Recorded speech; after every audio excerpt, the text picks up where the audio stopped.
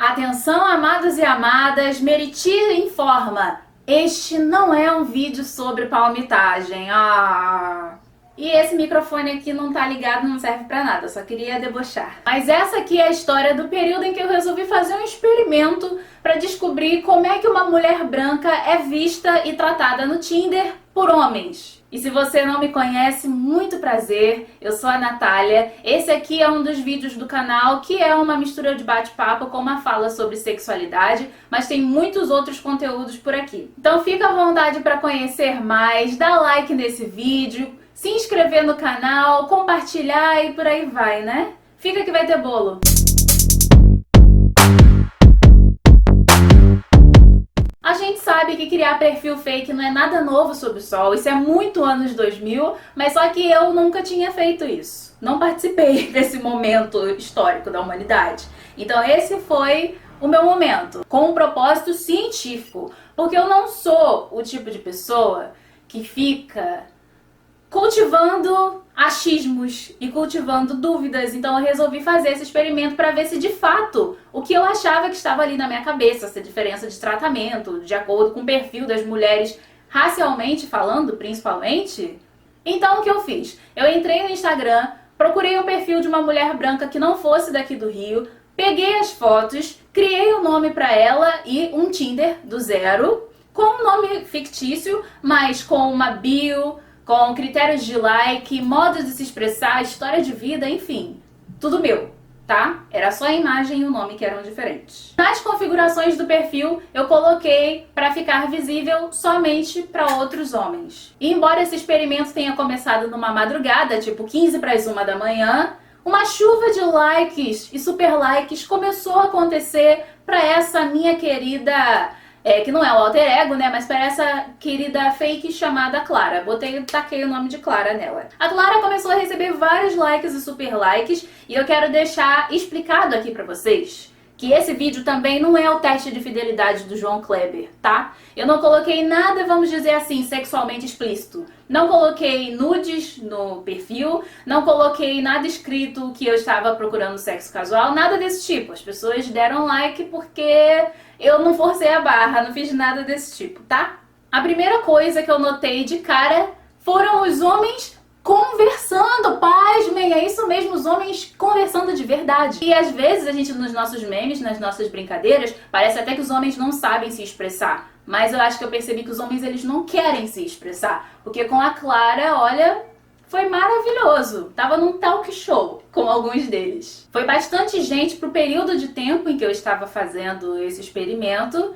E foram pessoas que vieram com algumas chamadas originais, né? Pessoas que puxaram o assunto de uma forma criativa. E quando eu falo uma forma criativa, é que as pessoas falavam coisas que não eram óbvias e que eram muitas vezes baseadas no que eu coloquei na bio, que estava muito rica, diga-se de passagem, porque eu gosto de fazer esses negócios.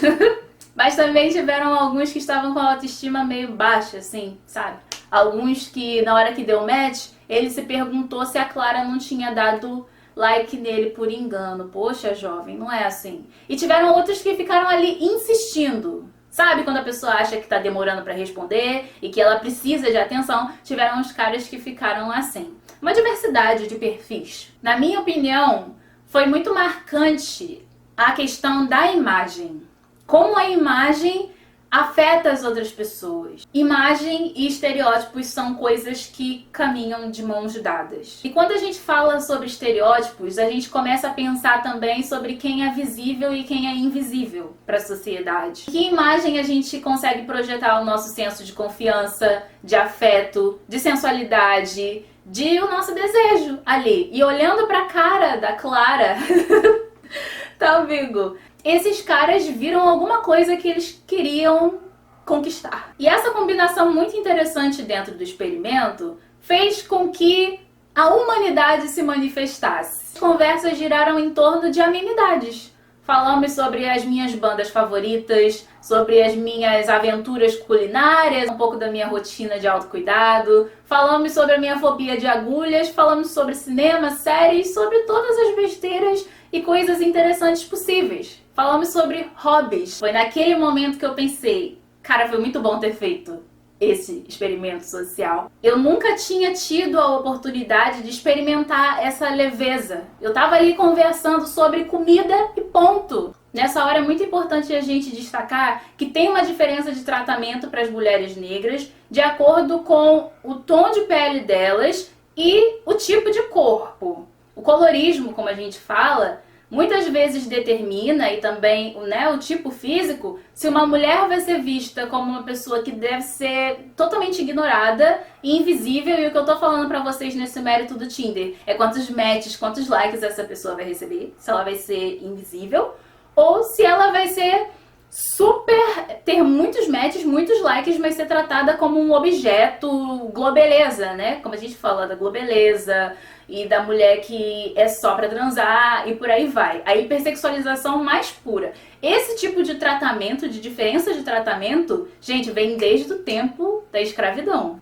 E é por isso que a gente vê histórias muito diferentes de mulheres negras que odeiam o Tinder porque se sentiram muito rejeitadas por lá, a mulheres que amam o Tinder e conseguiram desenvolver relacionamentos saudáveis e legais e por isso incentivam outras pessoas a usar o aplicativo. Falei legais, não ilegais, tá? Não sei como é que saiu a dicção aí pra vocês, mas não se confundam. E aí vocês me perguntam, Natália, quando isso acabou? Você revelou a sua identidade para as pessoas?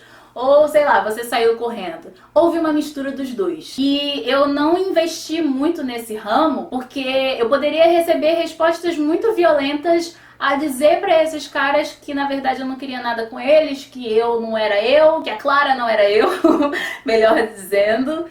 Tiveram pessoas que ficaram mais interessadas ainda no porquê de eu estar fazendo aquilo. Outras que, assim que eu falei, sumiram do mapa, nível descombinar, ou simplesmente pararam de falar. Se você é um homem cis, um homem hétero que tá vendo aqui esse vídeo, eu espero também que ele provoque em você, independente de você ser, né, um homem negro, branco, asiático, enfim.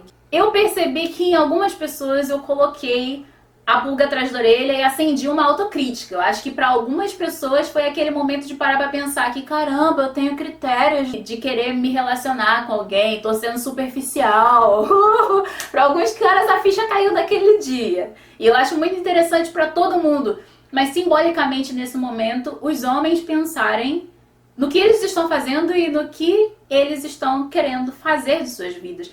Pasmem, eu fui falar com a dona das fotos. Eu fui falar com ela porque ao longo do que foi acontecendo, eu senti uma necessidade meio que de me colocar também, gente, no lugar dela. E eu perguntei pra ela se nesses momentos, se ela já percebeu que ela estava sendo tratada bem demais ou que a conversa estava acontecendo de um jeito que ela estava percebendo que estava recebendo atenção, mas que a pessoa não estava focando nela de verdade, em quem ela é. Tava sendo só superficial, tipo, quero pegar essa mulher e ignora a inteligência dela. É disso que eu tô falando. E ela me respondeu que sim. Ou seja, foi uma coisa que nós duas percebemos. Esse fenômeno realmente acontece. E é incômodo pra todo mundo, porque ninguém quer ser tratado como um objeto. Só que a gente não pode ignorar também aquela questão de privilégios e benefícios. É claro que as mulheres brancas se beneficiam dessa posição, porque da mesma forma que desde os tempos da escravidão, historicamente, as mulheres brancas são vistas como pessoas que merecem atenção, proteção e que são delicadas, bonitas. Isso acontece até mesmo nas nossas relações de trabalho. Você vai perceber que isso acontece desse jeito. E a gente não precisa ter medo ou vergonha de vestir a carapuça e falar que privilégio é bom e a gente gosta disso. Quando é interessante, quando vai beneficiar a gente, é claro que a gente vai querer. E esse vídeo aqui é um vídeo extremamente franco. Sim, eu estou atirando para todos os lados. Quantas mulheres negras será que estão se submetendo a isso? A fazer fakes, a encobrirem a aparência delas, a fingir ser quem não são, em busca de uma aceitação, de uma dignidade, porque é disso que eu tô falando. E foi essa conclusão que mais me deixou mal, né, na bad, ao longo desse processo. E eu acho que meio que entendo o que leva as pessoas a fazer isso. Eu não posso julgar essas pessoas. Entre outras coisas, eu concluí que a solidão da mulher negra, das pessoas LGBT, deficientes, enfim, essa solidão é uma realidade. A gente não pode fingir que isso não acontece e a gente não pode chamar isso de vitimismo, porque são questões sociais. Mas se a gente for parar para pensar bem sobre isso, é importante a gente pensar que, pelo menos eu, não quero menos do que eu acho que mereço e que eu realmente posso ter, inclusive nesse campo dos relacionamentos. Se eu preciso convencer alguém de que, apesar de eu ser negra, e como se a negritude fosse uma coisa totalmente negativa, e aí você insere aqui o adjetivo que for, né? Apesar de eu ser negra, apesar de eu ser gorda, apesar de eu ser LGBT, enfim. Que essa pessoa precisa trabalhar na cabeça dela, por favor, assim, que apesar desse defeito de cor, como é o nome do livro, que eu posso ser amada e sensual e interessante, que eu tenho muito a trocar com essas pessoas, eu fico tipo... Não dá pra ser assim. É a filosofia da garota da laje, entendeu? Em vez de você ficar nesse cabo de guerra ridículo pela aceitação do outro, da maravilhosidade que você é, bata o pé e pense. Quem tá perdendo é outra pessoa. Porque esse é o pensamento da garota da laje. Tem que ser muito superficial pra perder um mulherão desses. E quando eu falo um mulherão desse, eu tô falando de uma coletividade, assim, olha pra você, faz conta que agora a tela do YouTube é um espelho. A pessoa tem que ser muito idiota.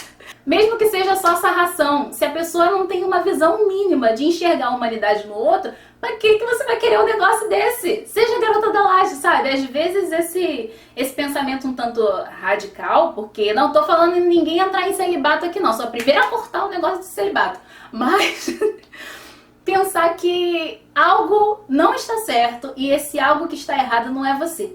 Eu precisava desse tempo todo nesse vídeo para trazer essa surra de reflexões, precisava botar o dedo na ferida, precisei apontar um monte de gente, né, etnicamente, em vários perfis falando, apontar pra mim mesma e sacudir essa história toda. Eu gostaria de saber de vocês, assim, o que vocês pensam desses aplicativos de relacionamento? E na vida real, tá? Porque os aplicativos de relacionamento, eles refletem também critérios da vida real.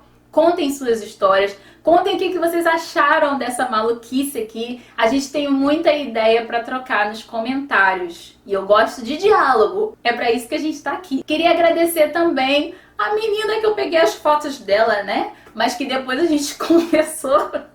E que foi uma coisa assim, eu espero que seja construtivo pra ambas. Porque foi um momento de pensar aquilo que as pessoas chamam, né, de feminismo interseccional, enfim, palavrinha complicada, acadêmica. Então, se você gostou desse vídeo aqui, compartilha, conversa comigo.